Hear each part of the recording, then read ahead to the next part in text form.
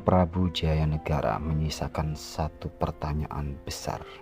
Apa iya seorang Tanca yang seorang tabib istana berani menghabisi nyawa rajanya sendiri? Ada dugaan kuat Gajah Mada terlibat dalam rencana pembunuhan itu. Bahkan nama Gayatri Rajapatni, sang permaisuri Raden Wijaya pun ikut terseret dalam skandal pembunuhan tersebut. Lantas seperti apa kisahnya? Yuk simak bareng-bareng video ini sampai tuntas. Jangan lupa siapkan kopi dan keperluan lainnya biar bisa gayeng lihat video ini. Salam seruput.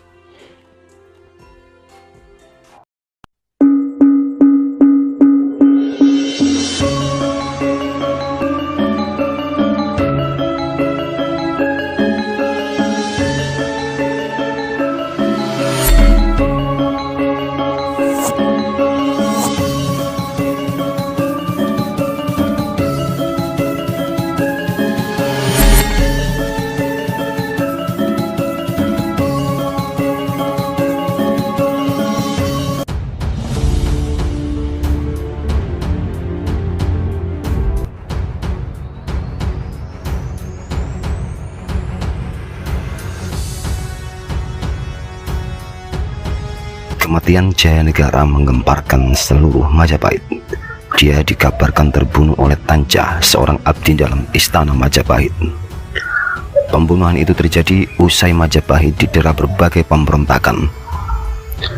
Meskipun Tanca menjadi tersangka utama dalam peristiwa pembunuhan tersebut, namun peristiwa itu masih diselimuti kabut misteri. Tanca sebagai pelaku utama belum sempat diadili, namun sudah tewas di tangan Gajah Mada yang kala itu menjadi bayangkara dan pengawal setia sang raja. Slamet Mulyana pada bukunya yang berjudul Menuju Puncak Kemegahan menyebut bara pada pemberontakan-pemberontakan yang terjadi selama masa kepemimpinan Jayanegara masih menyisihkan dendam kesumat di lingkungan kerajaan, utamanya para abdi dalam seperti Tanca. Tanca merupakan bagian dari 7 Dharma Putra Raja atau abdi dalam bersama Kuti, Semi, Pangsa, Wedeng, Cucu, dan banyak. Kuti dan sejumlah teman-temannya akhirnya dibunuh karena melakukan pemberontakan kepada Jayanegara. Para Dharma Putra ini masih terus berupaya membunuh rajanya. Dari 7 abdi dalam tersebut masih menyisakan 1 orang, yakni Tanca. Selama mengabdi di dalam istana Majapahit, ternyata masih memendam ambisi membunuh raja.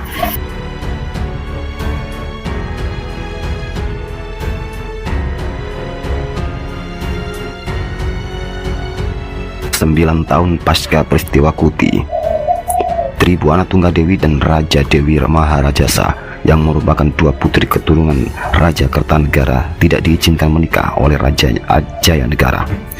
Alasannya karena keduanya hendak dikawini oleh Jayanegara. Tindakan Jayanegara ini didengar oleh Dharma Putra Tanca.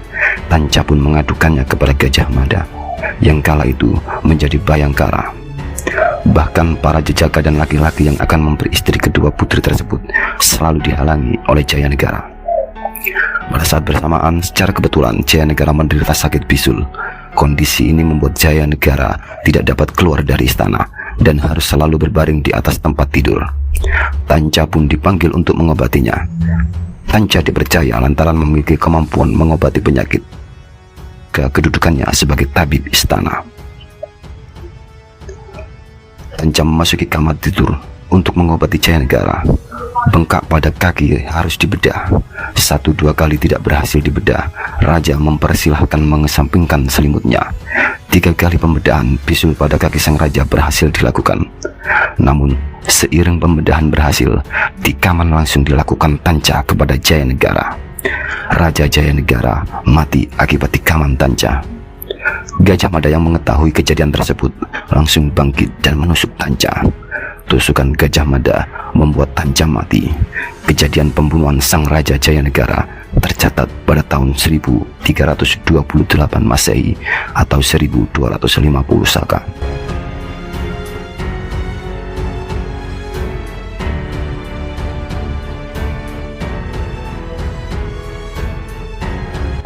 Versi lain diungkap arkeolog Belanda N.J. Krom yang menyebutkan justru istri Tanca yang menyatakan telah dicabuli Jayanegara. Kabar ini membuat Gajah Mada geram, lalu balik mengadukan Tanca menyebar fitnah.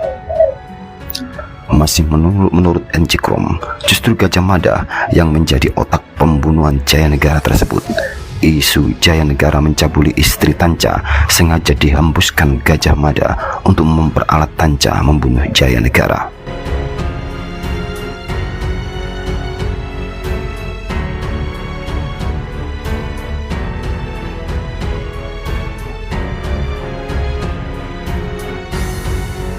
Hal ini senada dengan tafsir Slamet Mulyana yang menyebutkan Gajah Mada sebenarnya tidak suka pada Jayanegara sehingga memperalat Tanca membunuh raja. Lalu Gajah Mada langsung membunuh Tanca untuk menghilangkan jejak. Konspirasi pembunuhan Jayanegara juga diungkap Muhammad Yamin dalam bukunya yang berjudul Gajah Mada Pahlawan Persatuan Nusantara. Dalam bukunya tersebut, Muhammad Yamin menyebutkan Tanca merasa tidak senang kepada raja karena telah membunuh Kuti. Rasa tidak senang Tanca kepada Jayanegara yang telah membunuh Kuti, teman baik Tanca sesama Dharma Putra, semakin membara akibat kabar menggemparkan dari istri Tanca yang menyebut telah diganggu Jayanegara. Kabar dari istri Tanca tersebut membuat Gajah Mada memeriksa Tanca secara intensif. Saat proses pemeriksaan berjalan, ternyata Jayanegara sakit bisul dan meminta Tanca membedahnya. Pada saat itulah Tanca melampiaskan dendamnya dengan membunuh sang raja menggunakan pisau. Versi lainnya menyebutkan Jayanegara mati setelah minum racun buatan Tanca. Racun tersebut sengaja dibuat Tanca karena adanya hasutan dari para pemberontak.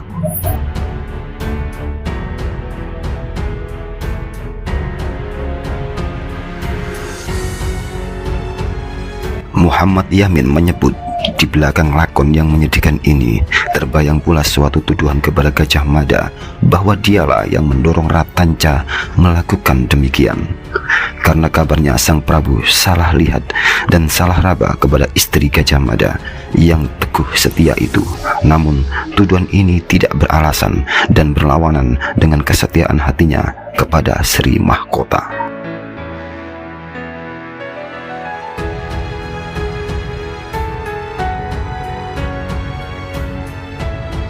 Terlepas dari berbagai konspirasi terhadap pembunuhan raja yang bergelar Sri Maharaja Wiralanggapola Sri Sundaryapada Dewa Adiswara tersebut, memang perangi sang raja dikenal sangat buruk.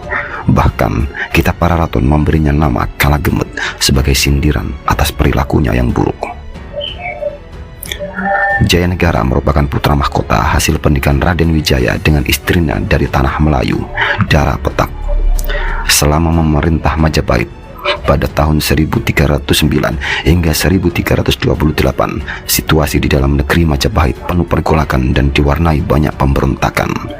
Diduga pemberontakan ini juga dipicu oleh ketidaksenangan sejumlah petinggi Majapahit karena rajanya keturunan Melayu. Selama menjadi raja, Jayanegara memiliki pengawal yang dikenal tangguh, yakni Gajah Mada.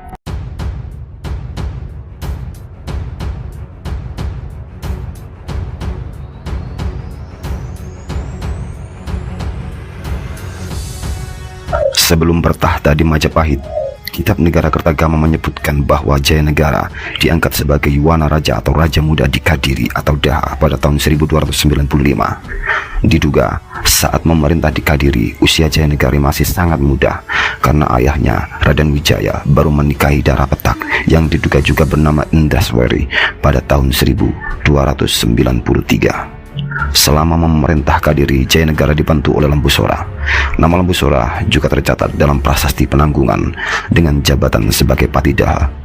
Jayanegara naik tahta menjadi Raja Majapahit menggantikan posisi ayahnya yang meninggal pada tahun 1309. Pararaton mencatat sejumlah pengikut setia Raden Wijaya beberapa kali melancarkan pemberontakan terhadap pemerintahan Jayanegara, di antaranya Longgolawi yang diduga terjadi tahun 1309 saat Jayanegara naik tahta di Majapahit. Bahkan Pati yang membantu pemerintah di Kadiri atau Daha Lembu Sora turut melakukan pemberontakan pada tahun 1311. Pemberontakan ini terjadi karena hasutan Mahabharata yang diduga juga musuh dalam selimut Jaya Negara.